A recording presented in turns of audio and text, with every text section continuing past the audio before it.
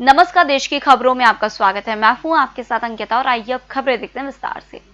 भारतीय वायुसेना आज अपना 88वां स्थापना दिवस मना रही है। इस मौके पर गाजियाबाद के इंडियन एयरबेस पर वायुसेना अपनी ताकत का प्रदर्शन कर रही है। इस बार एयरफोर्स के बेड़े में राफेल को भी शामिल किया गया है। राफेल के अलावा वायुसेना के कई अन्य लड़ाकू विमानों ने इस दौरान अपनी ताकत दिखाई। प्रधानमंत्री नरेंद्र मोदी अक्टूबर से शुरू होने वाले त्योहारी मौसम, सर्दियों और अर्थव्यवस्था की स्थिति को ध्यान में रखते हुए कोरोना के खिलाफ बचाव को लेकर आज से एक जन आंदोलन की शुरुआत करेंगे। पीएम मोदी ने ट्वीट किया, जब तक दवाई नहीं तब तक ढिलाई नहीं। गौरतलब है कि अक्टूबर से लेकर दिसंबर तक के बीच में दशहरा, दिवाली, नवरात्र, दुर्गा पूजा, छठ पूजा, क्रिसमस आदि त्योहार आने वाले हैं। इसके अलावा सर्दियों का मौसम भी शुरू होने जा रहा है। ऐसे में आज के कार्यक्रम का फोकस इस दौरान कोरोना से बचने पर होगा।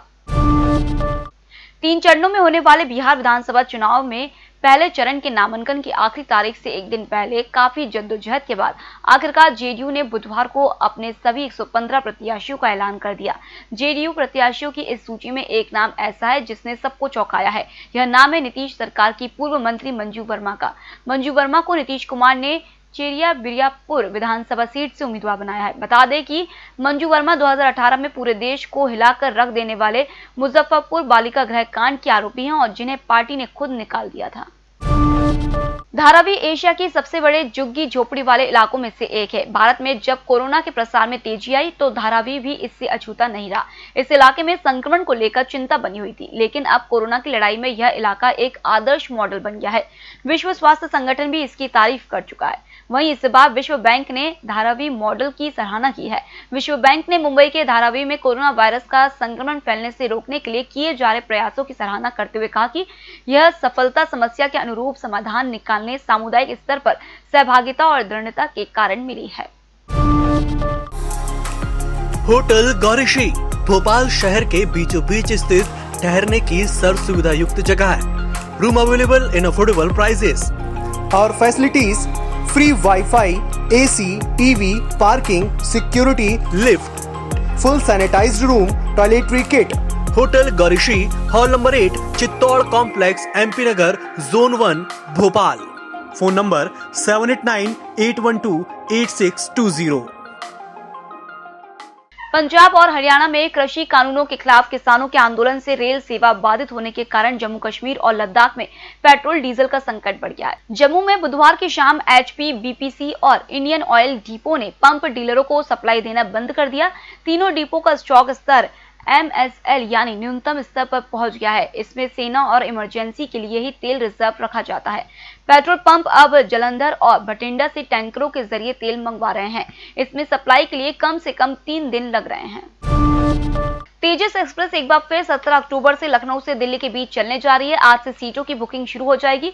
भारतीय रेलवे खानपान और पर्यटन निगम के अनुसार यात्रियों को ट्रेन में पैक्ड भोजन मिलेगा। IRCTC ने तेजस एक्सप्रेस में सफर करने वालों के लिए फेस शील्ड अनिवार्य कर दी है। इसके बिना यात्री ट्रेन में सफर नहीं कर पाएंगे। तेजस एक्सप्रेस चलाने का फैसला मंगलवार को रेलवे बोर्ड और भारतीय रेलवे खानपान एवं पर्यटन निगम के अफसरों की बैठक में हुआ। पश्चिम बंगाल में कोरोना महामारी के बढ़ते मामलों को लेकर राज्य की मुख्यमंत्री ममता बनर्जी ने कई नए दावे किए हैं। उन्होंने राज्य में फैल रहे संक्रमण के लिए अन्य राज्यों से आने वाले ट्रकों को जिम्मेदार ठहराया है।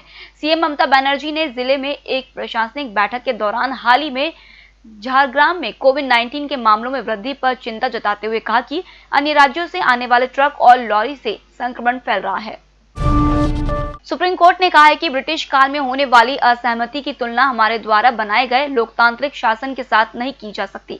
शीर्ष अदालत ने कहा है कि प्रदर्शन करने का अधिकार असीम नहीं है, उसमें मुनासिब पाबंदी शामिल है। शीर्ष अदालत ने ये टिप्पणी दिल्ली के शाहीन बाग में नागरिकता संशोधन कानून के विरोध में 100 दिन तक सड़क पर चले धरने की वैधता पर फैसला सुनाते समय की।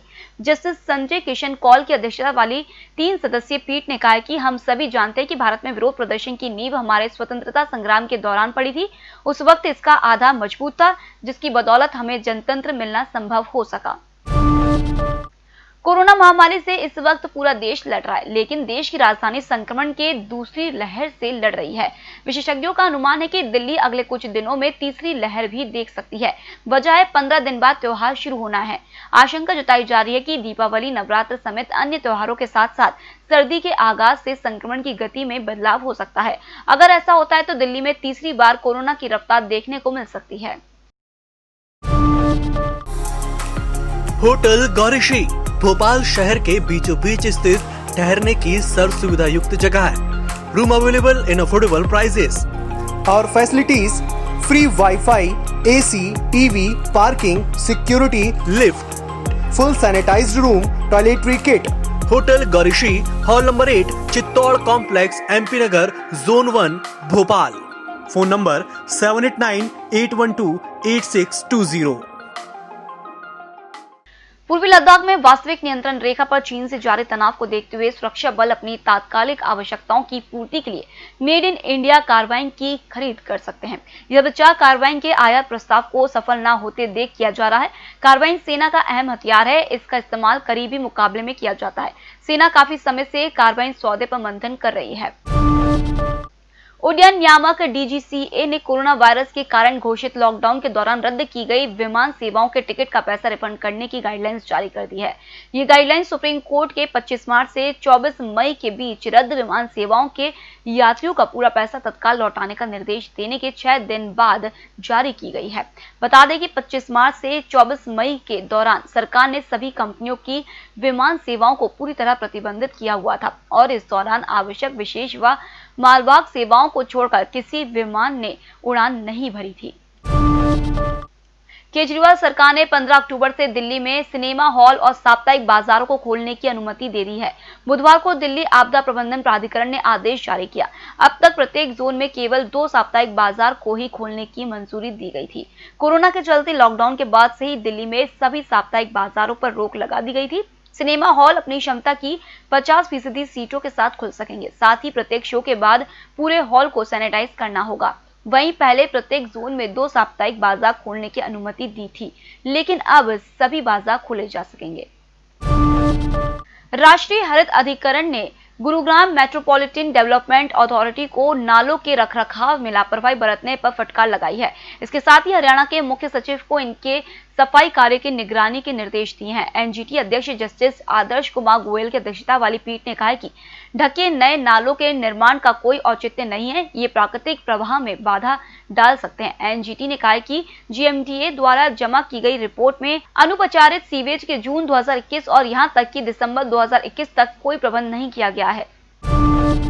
दिल्ली से बेंगलुरु आ रहे इंडिगो के प्लेन में एक महिला ने बेटे को जन्म दिया। इंडिगो ने भी कहा कि दिल्ली से बेंगलुरु जा रही हमारी फ्लाइट 6E122 में बुधवार शाम 7:40 पर बच्चे का जन्म हुआ। बच्चा प्रीमेच्योर है। हालांकि मां और बच्चा दोनों स्वस्थ है। डिलीवरी के दौरान फ्लाइट ऑपरेशन सामान्य रहा। यह प्लेन शाम 7:40 पर बेंगलुरु एयरपोर्ट पर लैंड हुआ।